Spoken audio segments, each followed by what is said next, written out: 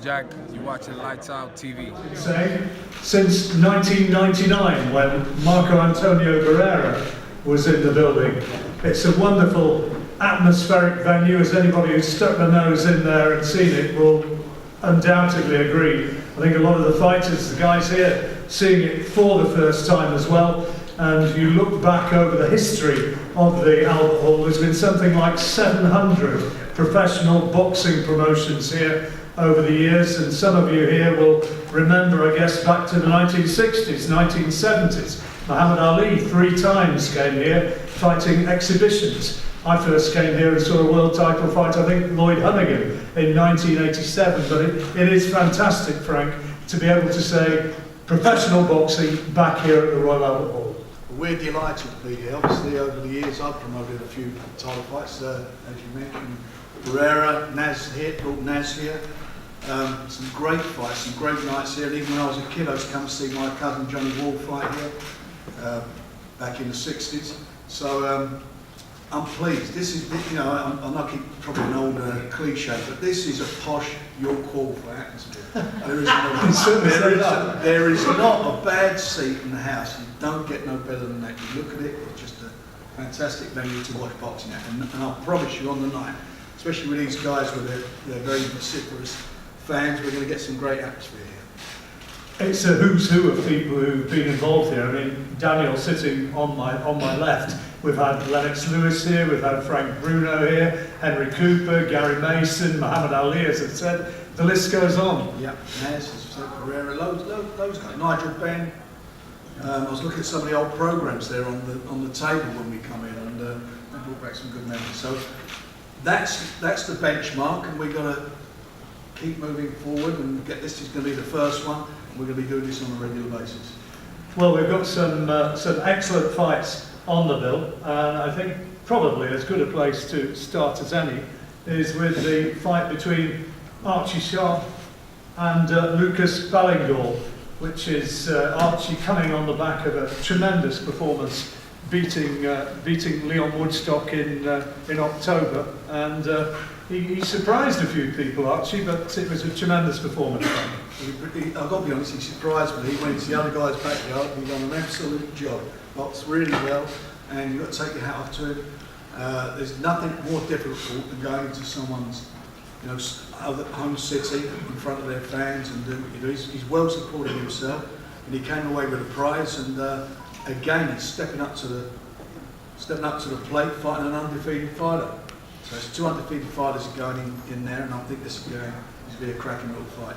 Lucas undefeated in 11 from Portsmouth. Archie undefeated in 14. Before we hear from Archie, let's just hear from Lucas. Nicknamed Pretty Boy, is that right? Yeah. Was that your Tracy's descriptions would be after you for that? So what's your thoughts on this fight? It was a good fight. Like I said, 2 undefeated fighters. Well, first step up, fighting on TV for a big title. So I'm buzzing. I'm excited for it. These are the sort of fights I want to be in. So yeah. You come from a fighting family, don't you? Your brother a professional as well? Yeah, my brother's got the WC International Silver Welterweight title, undefeated as well, and it's just my time to step up and get the titles as well. So yeah. You must have watched him and studied him in his fight against Leon Woodstock. What did you think of his performance? He boxed well. Boxed very well. He won quite quite easy, really, but I thought he would anyway, to be honest. When I saw that fight match, he completely outboxed him. But to be fair, I think Woodstock was limited, and Woodstock made him look better than he is. So. Now, your last fight was on Southsea Pier. That's when it, you yeah. Step out and see that arena, it's a little bit different, isn't it? Yeah, it is. But these are the places I should be fighting at, I believe. And on the 8th of March, I'll prove that I belong. Archie, talk us through, first of all, that fantastic win against Leon Woodstock. And if people didn't see it either live or on BT Sport, it was an absolutely outstanding performance. How did you see that night? Thanks very much. Well, it was a great night. Like I say, there was a lot of people who underestimated me. I believed in my ability, and I went out there and done exactly what I said I'd do. And you've got the belt in front of you, and you're now I guess you're probably feeling that people are starting to know your name after that. Yeah, I do. I've found that people have started to recognise me now, and like I say, I'm stepping in the ring with another good fighter, comes from a good boxing family. So like I say, I've just got to make sure I'm in good shape on the 8th of March. How much have you had a chance to see what he's about? I haven't seen much of Lucas, but like I say, I know he comes from a good boxing family. His dad's well respected in the boxing game. So yeah, it's going to be a great fight. Frank, there's some terrific talent at this weight, at the super featherweight division in this country. There's some great fights to be made, and obviously the winner, and it depends how the loser loses, you know, how they wind up in the mix, but there's some fantastic fights to be made. A lot of the guys in this, and we'll make sure they happen. Sam Byrne, British champion, he's going to be fighting at the end of February in Leicester. The winner of this one, presumably, would have him very much in their sights. Absolutely, I'm sure they have. Would that be one you'd fancy, Archie? Like I say, yeah, 100%. But at the minute, I've got, like I say, I've got a good fight in front of me on the 8th of March, and as I'm not overlooking any opponent, I've just got to do what I've got to do on the 8th. All the other fights come after. Now we talk about people who've proved themselves, I guess. Let's talk a little bit about Johnny, who's down here. Johnny Garden from Peckham, the Pexican, and the British welterweight champion after beating Gary Corcoran. Again, that was at Brentwood in October. Yeah, stunning performance, wasn't it? Great fight. Fantastic fight. Absolutely. One of the fights of the year, I think it's fair to say. And you must feel as though you kind of pinch yourself.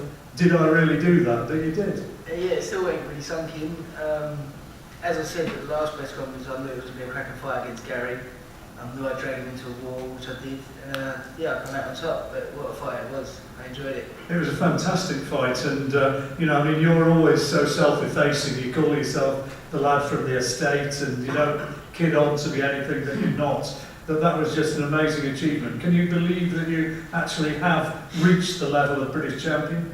No, as I said from the start, I always thought I'd struggle to hit the southern area. Now I'm British champion, so as you said, I have to pinch myself, but I still can't believe it now. What does it mean to you to have that belt and be able to say, yeah, I've done it? Honestly, it still hasn't sunk in. Like when people say you're British champion, I automatically assume it's Brad. But no, it ain't sunk in probably. And you did it. I know Alan Smith, your trainer, was so proud of what you'd gone out there and achieved. Did you, when you started out as a pro, actually think, I could get there, or has it just been one step? No, honestly, it's just, at first I thought I'd try to get to 5-0, I got to that, and I thought I'd get to 10-0. I felt I got to 11-0 and I got beat. But then I thought, oh, we'll try to get to Southern area, and it's just gone from there really. So, yeah, just small steps and it pays off, hard work. And same question for you, Johnny. Just tell us what it means to you as a professional fighter, having done the small shows, now being here at the Albert Hall. Well, the minute Al gave me a call and said you might be fighting the Albert Hall, I couldn't believe it. You know, I've come from boxing at the Old Kent Road and the Coronet, so now at Royal Albert Hall, and it doesn't get much bigger than this. No opponent yet, is there, Frank? No, I think they're working on it today. Well, no doubt there will be a proper test. Yeah. Oh, well, of course. I mean, but you know, he's not asking for any slouches. He's not like it. No, I want to fight. He does. So that's what he'll get, and there'll be a decent money. Well, I think everybody who saw your win against Gary, full of admiration for what you did. Thank you. And all the best in your next fight, whatever it may be. Cheers, thank you. Now, moving on. Liam Williams against Joe Mullender. Liam, his performance, Frank, in beating Mark Heffron. A lot of people said that was a level fight, but you know, I mean, it's a boxing cliche, isn't it, talking about punch-perfect performances. But he wasn't too far off, was he? It was textbook boxing. I mean, that's what it was. It was a fantastic display, and the game, you see the other guys back it up, went and done it, and he loved his style. You know, Mark, a lot of people really thought he was going to win the fight, but he just didn't get into it, and that was the reason was because Liam didn't allow him to get into the fight. Fantastic job. You know, defence of the British middleweight title this one. And Joe, as we know from his two fights against Lee Markham, he's a hard boy. They ain't going to go looking for him, are they? I mean, he's there, he comes to fight, you know that. What you see is what you get, and that's what you're going to get on the night. He'll be there, throwing his punches, and you know, everything in him. You cut him in half, it says boxer. That's all he wants to do. I couldn't have jabbed my mum, so I got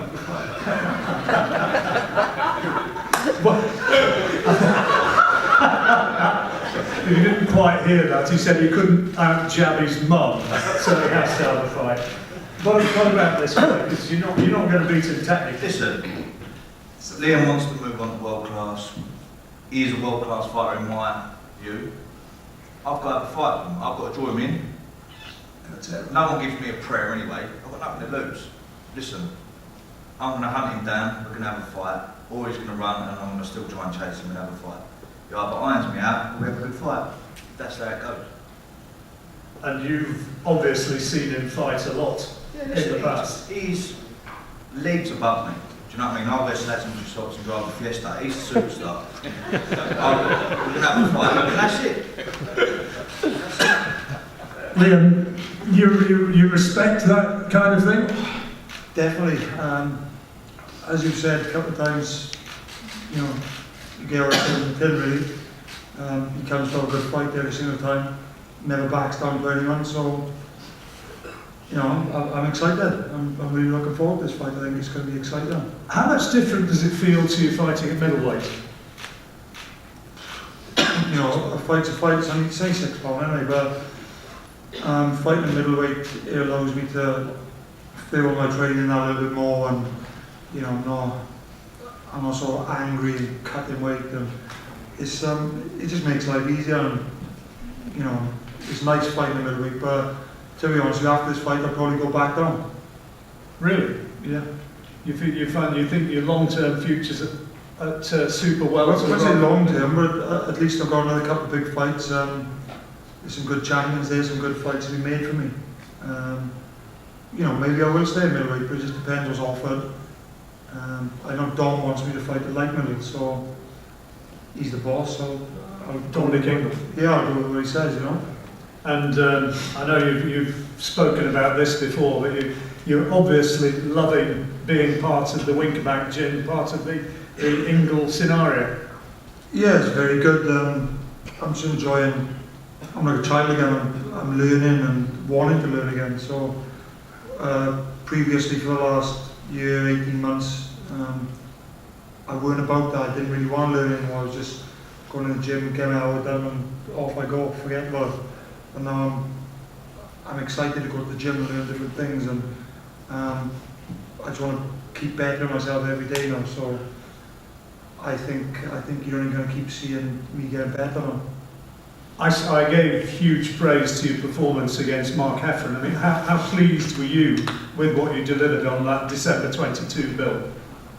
I was very pleased. I needed to prove a point because I obviously had them 2 losses the year before, so I've been in 2 nothing fights really, small bills, and I thought, you know, I need to put on a good performance here to, you know, to shoot myself back up the ladder and make people take note again. So, you know, I had that hanging over me. I needed to perform, but I told a lot of people beforehand that I knew what I was going to do to him, and they were looking at me, they were thinking, this guy's full of shit, but I knew I was going to do it. All jokes aside, I knew, and you know, so it wasn't as much of a shock to me as what it was for most of the people watching. Do you think that was a career best performance that you produced?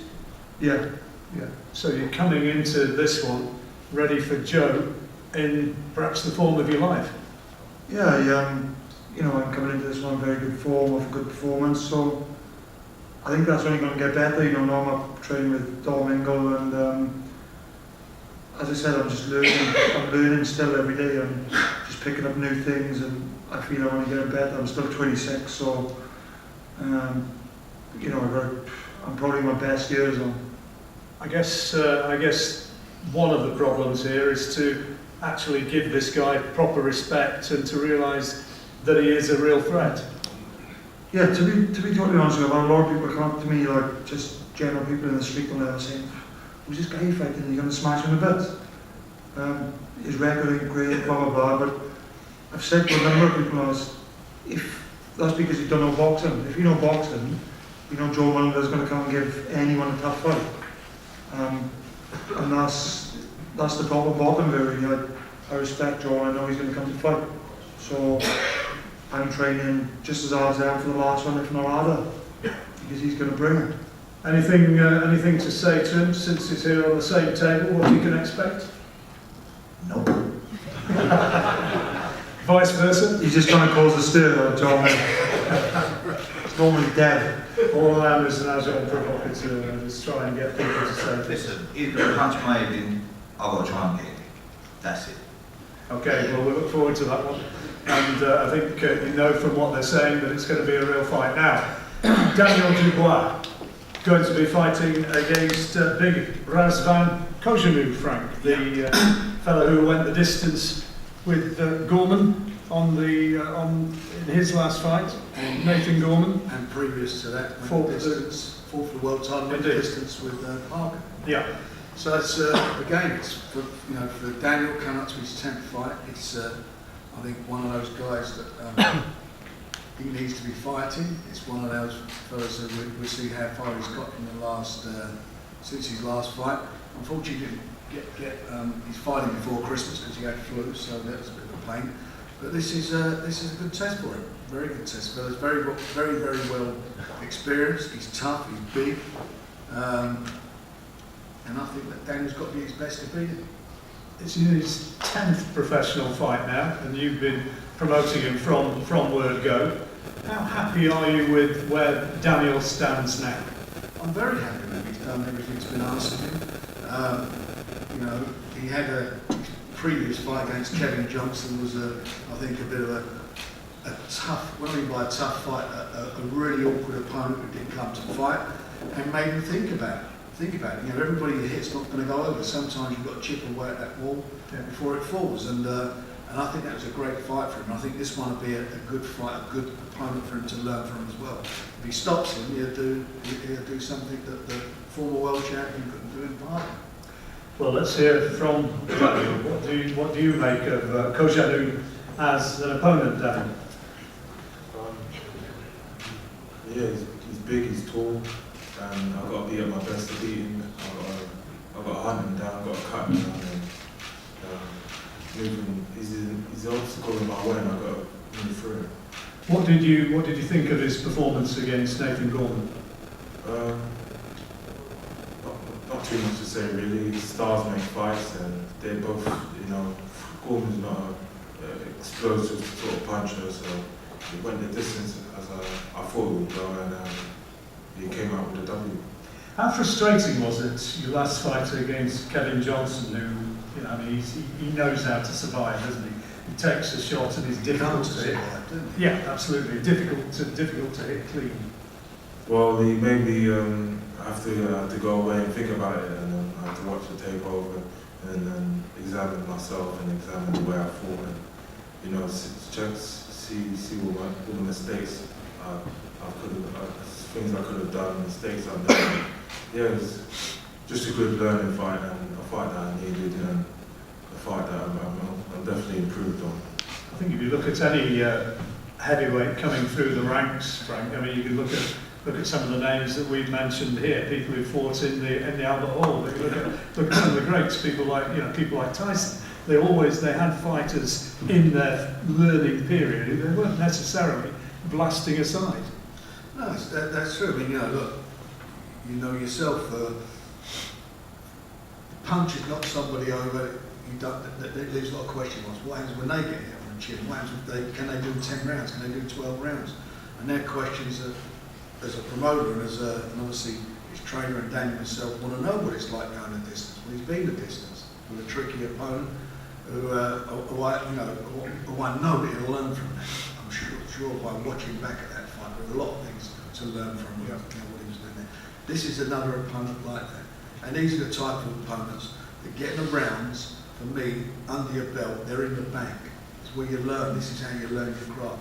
You keep banging people over, at the end of the day, I don't care who the heavyweights are, very rarely do you get a heavyweight who knocks everybody out, or any fighter his whole career. There are guys, suddenly they don't knock them out, then what's plan B? And it's important that fighters learn, that certainly at this level of their careers, where, you know, what's the next move? What do we do if I don't knock the guy out? How do I box him? And that's what it's all about. And you've already seen the fact against Parker and against Nathan Gorman just how tough this fella is. It's not going to be an easy job to get to him. You know, he'll stay in there and he'll mess you about and he'll find a way to survive. That's what I need, and I've got to find a way to take him out there. If he clips him, he'll go. I'm really convinced that he clips him, he'll go. So it's about going out there, not looking for the big punch, going out boxing and breaking him down. And Just do what I do best, and that's boxing, you know. Exactly right. What did it feel like going down there into the arena and being on that stage down there exactly where the ring is going to be on March the 8th and going through your paces? And it's a pretty special place, isn't it? It's a very, very historical venue, and when I first heard about it, I thought of iconic venues like York Hall, and you know, it's the same. It's very historic.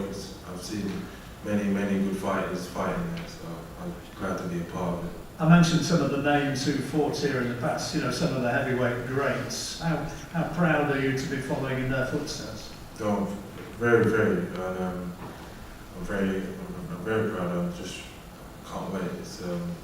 I can't wait to get in there. I'm on edge. I want to go now, but yeah, I'm happy. I'm fighting it next. Okay, well, we look forward to seeing you, Daniel. And Nicola Evans going to be fighting for the world title, Frank. It's here at last. It's actually not been too long, has it? It's only her 6th professional fight. Going to be fighting Aurelio Machino of Mexico for the WBO flyweight title. And well, here it is, Frank, a world title fight and a fantastic opportunity for Nicola. Well, she's obviously she's broken lots of records, double gold medals. First world title fight involving women to be at the Albert Hall. She's fighting somebody who's obviously a world champion who's had, she's had 32 fights, nearly 6 times the amount of fights that Nicola's had. It's, you know, it's not going to be an easy fight for her, that's for sure. But she's a winner. She's got a winning mentality, and I'm quite convinced, and I hope, and I'm quite convinced she's going to come away with a belt tonight. This is history making. Yeah, there's going to be something special about the fact that this is going to be here at the Albert Hall, and it's going to be etched in indelibly.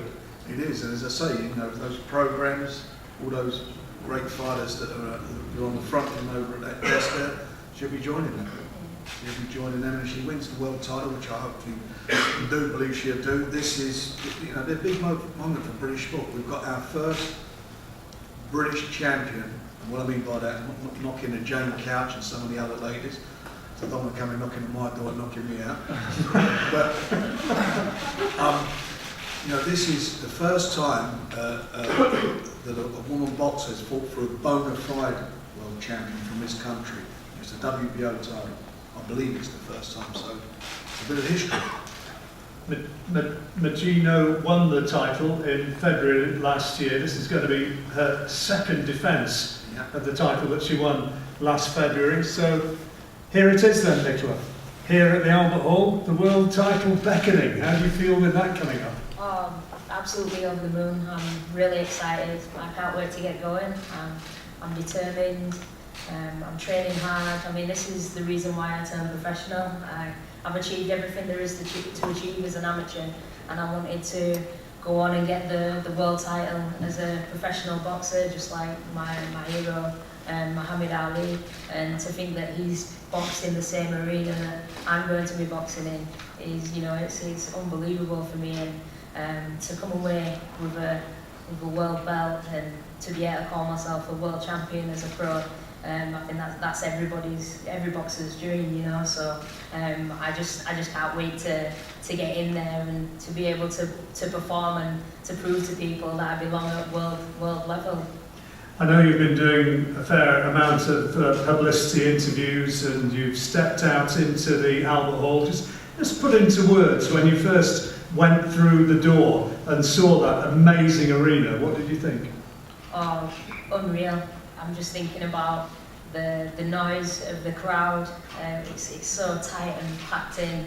And you know, it's quite fitting that my nickname's the Lioness, because she's going to get a lion's den welcome when she comes in into the crowd and into the ring against me. I never take things half-heartedly. I always treat every opponent the same. I'll be giving 110% when I get in that ring. If I can, I'll be going for the knockout. I want to make a big statement. And all the millions who watched you as an amateur getting those Olympic gold medals and who followed your career so far, I guess you'll be hoping that they're going to be there in numbers, because that's going to count for you on the night, isn't it? Oh yeah, definitely.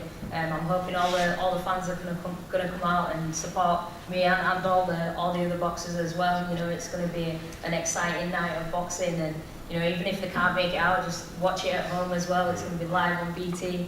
It's going to be a fantastic night of boxing, and like I said, I just can't wait to get out there and get going. I'm training with Dominic Ingle now, learning new things all the time, like Liam as well, and it's just good. It's fun. It's a fun place to be, and that's what it's all about. My amateur coach always used to tell me it's all about having fun with boxing. You know, you can't take life too seriously, and this is what we do as a living. So you have to enjoy what you do, and I enjoy what I do. I'm passionate about what I do, and I love learning new things. So I'm in the right place, and hey, this is where it's going to happen. 8th of March, I'm ready. Tell people who've not seen her what we can expect from Arely Machino. What sort of a fighter is she? Because I'm sure you've studied her. What are you going to be up against? She's a come forward fighter, typical Mexican style. You know, she'll take 5 to land 1. I'm hoping this is how she does come in, because she won't be wanting to take 5 of my punches just to land 1. Let me tell you that right now. She's going to be game, up for anything. I'm sure. She's the champion, so she won't want to leave her belt in the UK. But I'm telling you now, that belt's staying here with me. She may as well just drop it off now, as far as I'm concerned. No point even getting in the ring. Now, if you have that champion's belt, or as you've got to believe, when you have that champion's belt, can you put into words what it's going to mean to you to be a world champion? Oh, it's going to mean everything to me. It's going to be right up there with my 2 Olympic medals, to be able to, like I said, do that here in Royal Albert Hall. And if I'm correct, it's International Women's Day as well. But hey, winning. Didn't know that. Is that correct? Yeah. I probably should have known that. That's why we put that down. That's good thinking on your feet. Let's just before we finish, Nicola, just develop that one about how important to you it is to be, I guess a lot of people would see you an icon, a flag bearer for women's sport, in a sport which is traditionally not a women's sport. I mean, how important is it to be seen, to be high profile, and to be seen to be a success? Oh, it's really important for me. I love inspiring the next generation to get involved in boxing and in sport in general. Just seeing the little kids, you know, coming up to you in the gym like, oh wow, I saw you win a gold medal, I saw your last professional fight, and you know, now I've taken up boxing. I mean, one girl came up to me and she said, after she was only 5 years old and she's been doing ballet for the past 3 years, and after seeing me win, she started doing boxing. So you know, it's unbelievable what you can do and what you can achieve.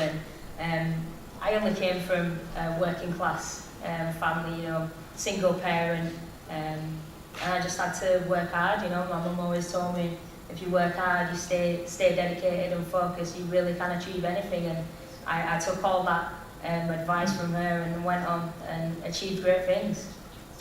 Well, certainly the scene is very much set, Frank. It's going to be special for you as a promoter to be seeing Nicola out there fighting for a world title, I imagine. Yeah, I am. I mean, as you know, everybody knows how I used to talk about women's boxing years ago. I wasn't a great fan of it, but she's absolutely converted me, and you can't listen to me. You know, how can you not be pleased to be involved. It's brilliant, and the fact it's International Women's Day makes it even better. Let's throw it open to the floor for a minute or two and see if there's any questions you'd like to give to any of the guys up here. Take it away from here. Colin. Frank, how many fights a year do you intend to put on at the Albert Hall, and will it always be on Friday night? I'd like to get at least 4 on, if possible. That's what we're working towards. And no, our preferred night would be a Saturday night. It's the availability of the hall. You know, once we were aware of, excuse me, that they were very interested in getting boxing back in here, we had to go to the first available date, which was International Women's Day. And the next. Any more? Any more? Yeah. Johnny Martin, now that you're British champion, does it feel like you've got a target on your back? Conor then mentioning your name. Is that good? Yeah, everyone's been calling me out, so for me it's a touch because I'm always going to get a payday. So yeah, no, usually I've been looking to fight people, now everyone's after me, so it just makes my job a lot easier. Fancy that fight, Conor then? Definitely, yeah, it brings a lot of money. Any more for any more? No? One-on-ones. Okay, well, we'll do one-on-one interviews, of course, and these guys will pose for photographs for whoever needs it. Just a reminder, when you are doing the one-on-one interviews, if you can do them in front of the black and white backdrops at the back of the arena, then that would help everybody involved. So if you're doing those interviews, please do that. Thank you. Sorry, Go on. I just want to say one more thing. Mark Prince is here today. I want to just congratulate him on his award. It's thoroughly deserved.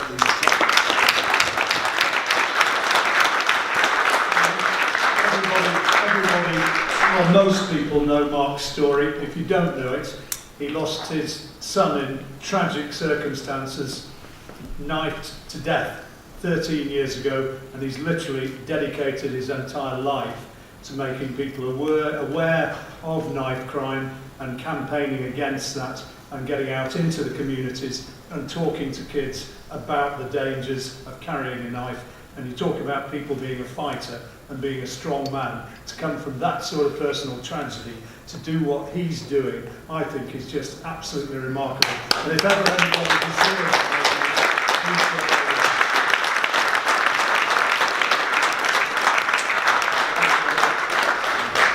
okay, right, we'll do some photographs now and any interviews you choose to do, and I'm sure Mark would be happy to contribute to that if you want to talk to him.